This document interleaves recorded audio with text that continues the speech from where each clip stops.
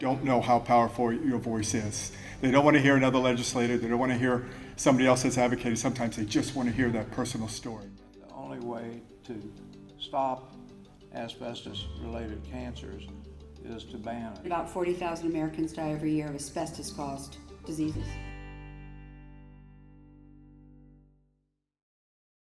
We're going to start with the esteemed Martin Ditkof. He is really a pioneering public health advocate. He's been fighting the good fight since 1981 when he lost his dad to mesothelioma. And he's had quite an extensive career, both legal and advocacy-wise. And he's currently pursuing his master's in history, focused on asbestos. So continuing the learning path, which I just love. So you might have also seen some of his work on his blog, theasbestosblog.com. I encourage you to take a look at it if you have not. So please join me in welcoming Martin.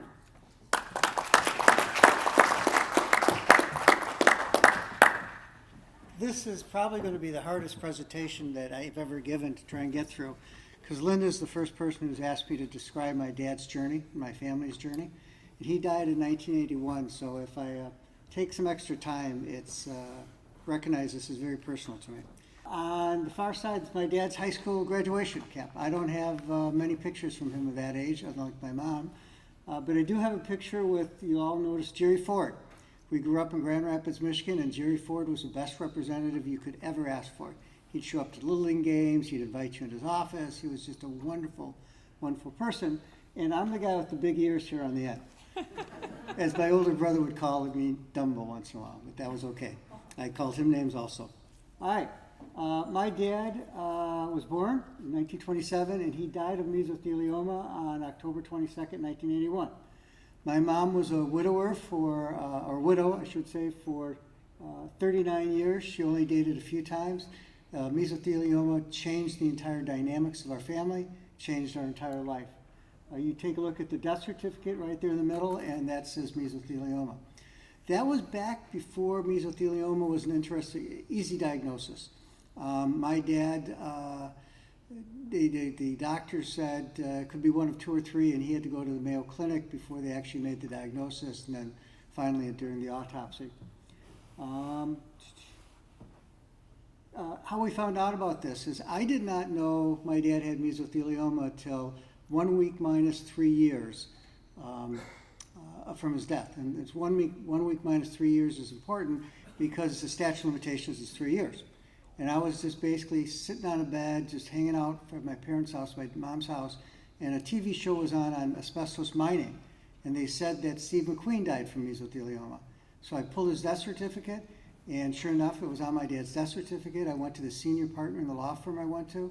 He went to a guy by the name of Jules Olsman out of Michigan, who went to Goldberg Persky, and within a week, they were able to decide where the exposure was, which was World War II, and get the lawsuit on file.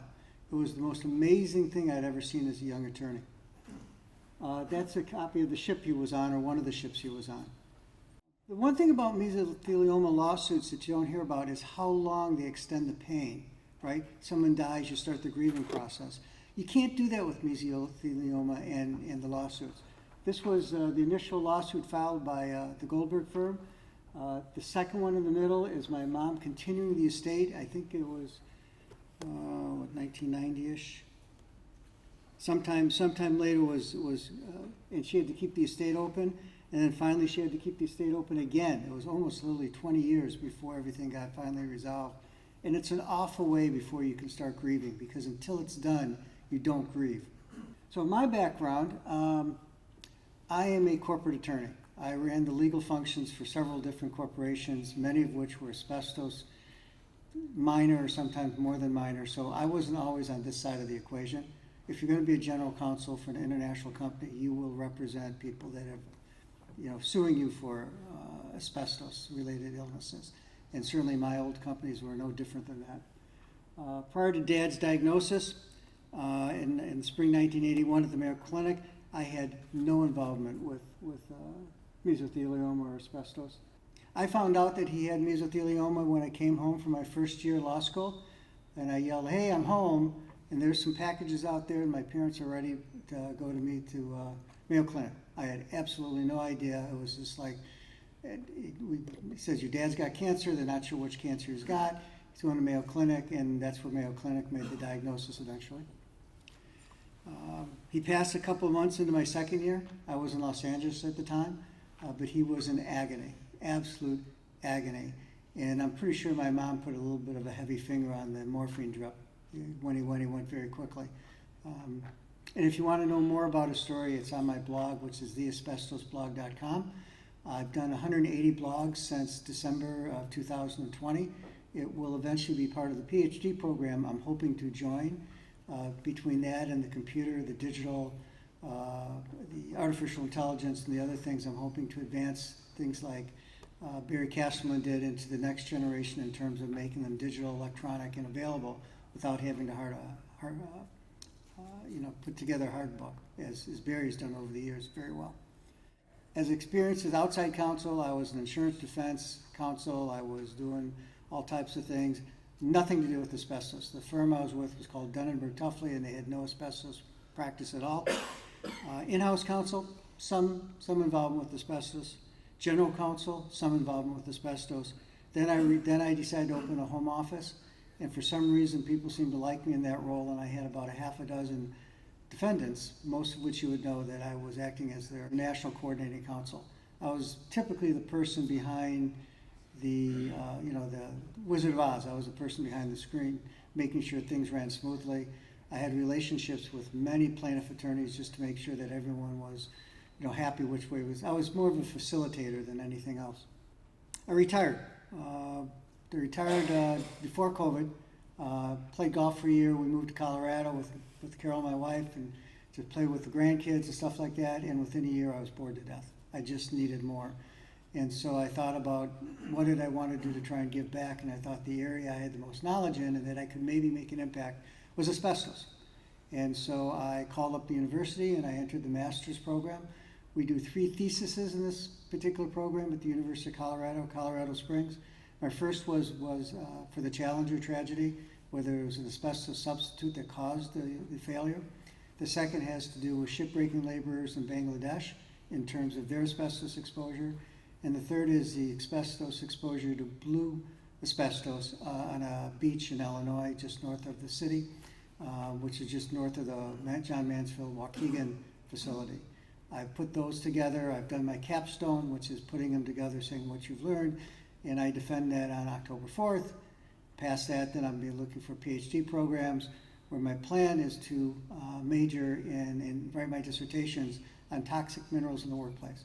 Call it asbestos, call it talc, call it vermiculite, call it silicosis. There's lots of different ones there, and that's what I plan to deal with the environmental history PhD program. So that's my goal. To lay out the goals exactly, I want to use the PhD studies for researching and writing about the dangerous minerals. My experience with this dangerous minerals in the workplace is the science gets corrupted too easy by anyone who thinks it goes their way. I've seen lots of experts, none of whom are in this room, but lots of experts who I call jukebox experts. You put in your quarter, they play your tune.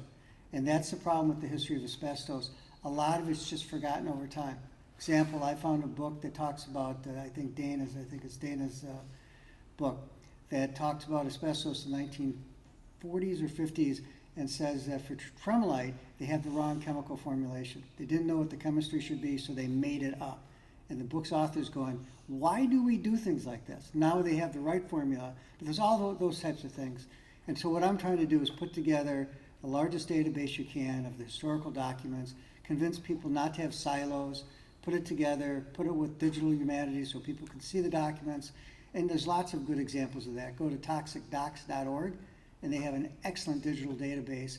In fact, for my last thesis, I was able to pull out of there some actual purchase orders by John Mansfield from Cape Asbestos as to blue asbestos being shipped to the beaches in Illinois. They actually have that stuff. And then surround it with generative AI, so you can go in there. When is the first time that mesothelioma was found in the same article as was asbestos, and poof, you should be able to get something if you use your AI correctly. And that'll be a lot of what I'm learning and graduate work.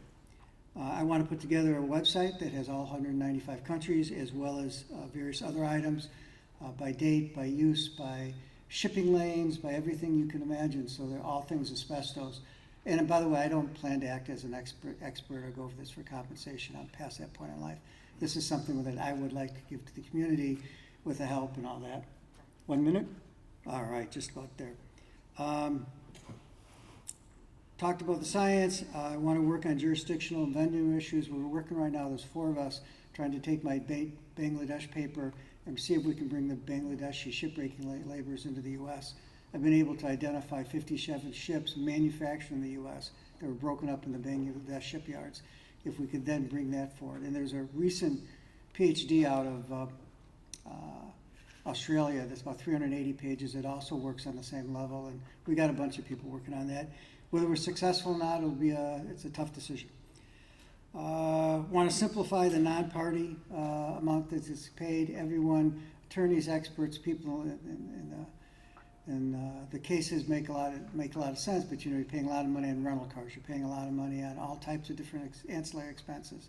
That it would be nice to be able to flush out of the system so more money went to those that deserve the money. And to do that, teamwork. Since I only have a minute, I won't get into too much. But these are complex subjects. No person stands as a solo. You have to get through the silos. You have to get into the point where you coordinate with people. Finally, in conclusion, a lot of room for improvement in the historical knowledge and keeping that historical knowledge public and available. We need to coordinate on a global scale, and I do that with my blog is seen by people up to 10, 12, 15 countries. And I get a lot of calls from other countries. So using technology advancement will be huge. With AI can be an absolute game changer. And finally, try to understand the practicalities and work within the possibles, because the impossibles don't go away. Thank you.